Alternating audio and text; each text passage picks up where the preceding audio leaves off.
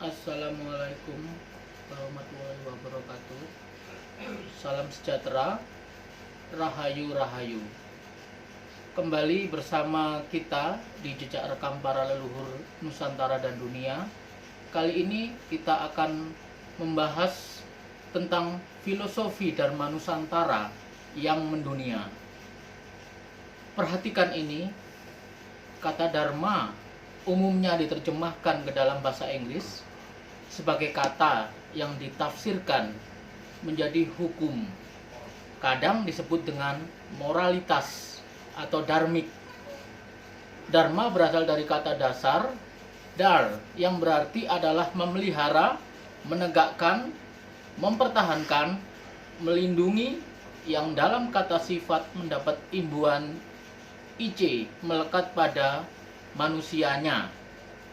Dalam bahasa secara kontekstual di seluruh filsafat di India, Dharma mengimplikasikan pada pengertian agama dalam tanda kutip.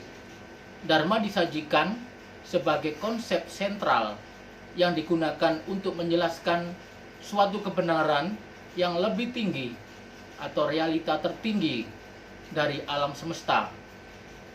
Istilah Dharma atau Dhamma adalah istilah spiritual dan religius yang dominan ada di India, yang berarti kewajiban orang benar atau jalan saleh apapun. Dalam pengertian umum, istilah itu antonim dari Dharma adalah adharma, yang berarti tidak alami atau tidak bermoral. Konsep dasar utama dharmik ini ada pada Buddhism, Jainism, Hinduism, juga Sikh di dataran India. 4 kategori Dharma dalam Abhidhamma Theravada adalah 1. Citta atau pikiran atau kesadaran. 2. Cetasika, ada 52 jenis. 3. Rupa, ada 28 jenis. 4. Nibbana atau kepunahan atau lenyapnya. Dharma ini tanpa syarat tidak muncul atau lenyap karena interaksi kausal atau sebab akibat. Ada 3 macam Dharma dalam Mahayana. 1. Dharma tertinggi dari semua Sarvesu Anuttara, yaitu Nirvana. 2. Sarana untuk mencapai Nirvana atau Nirvana Prapti Upaya, yaitu jalan mulia berunsur 8. Aryastas Marga. 3. Semua kata-kata baik, subhasita, kata-kata jujur atau satya vacana atau jalan mulia berunsur 8. Dalam filsafat Jainism, Dharma adalah sikap tanpa kekerasan atau mardava, dikenal sebagai dasa laksana atau 10 indikator pemurnian spiritual. Dharmic original atau Dharma atau Dhamma, ajaran asli leluhur bangsa Nusantara, tergambar di Borobudur pada kata Kusala Dharma Baejana. Leluhur nenek moyang kita memakai perlambang matahari dengan simbol swastika yang mengandung makna dharma, keharmonisan universal serta keseimbangan. Ini bukan dari India. Pernyataan mendasar yang harus terjawab, bangsa apa di dunia ini yang dapat menjelaskan lengkap, jelas dan rinci makna filosofi dari simbol swastika? Bangsa apa di dunia yang sampai hari ini dalam budaya kesehariannya memakai simbol swastika? Kapan India datang ke Nusantara, masuk sampai ke pelosok-pelosok negeri, hingga semua ajaran asli Nusantara.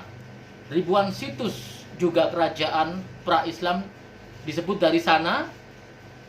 Dalam semua catatan perjalanan pesiarah Tiongkok, diantaranya Huansang atau Qianxiang, Fahian, juga Iching atau Yijing sekitar 671 Masehi mengabarkan bahwa Swarnadwipa adalah tempat mempelajari Dharma. Dharma Dasa sekitar 700-629 Masehi. Dharmapala 670-580 sebelum Masehi. Swarnadwipa Dharmakitri hidup sekitar 610 sebelum Masehi sampai 520 sebelum Masehi. Kumarila Bata hidup di 618 sampai 540 sebelum Masehi. Adi Sankara hidup di zaman 569 sampai 537 sebelum Masehi. Mereka adalah putra Nusantara pelopor dharmik. Berawal dari sini, nama dan tahunnya baru tercatat saat terjadinya pandangan baru terhadap dharmik original di luar Nusantara. Jauh sebelum itu, catatan mainstream tidak ada, karena perhitungan awal tahun Saka di prasasti adalah 78 Masehi.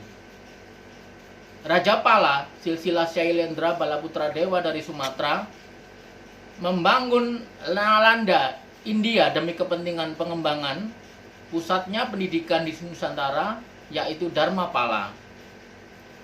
Sariputra Dharmakitri selanjutnya Sri Janayasa atau Dapunta yang pada abad ke-6 tahun ke-4 hari ke-11 melakukan Sidayatra atau perjalanan suci membawa Dharma dari Universitas Dharmapala di Swarnadipa. Ini lokasi yang dilihat Fahuan pada abad 4 Masehi dan Iching abad 7 Masehi pergi menyebar ke arah utara juga ke barat dengan 2213 pelajar atau Brahmin. Hal ini pula yang dilakukan Resi Markandeya sampai ke Bali. Disinilah dharmik original tersimpan sempurna. Jadi semua situs juga ajaran asli di Nusantara tidak berdasar pada salah satu dari dua agama India, tapi yang tergambar di Wahana Caka Pala kini terpublikasi menjadi Borobudur, terekam di Bali, adalah hal yang mendasar atau lahir atau tumbuhnya tiga agama di sana. Assalamualaikum, salam sejahtera, rahayu rahayu.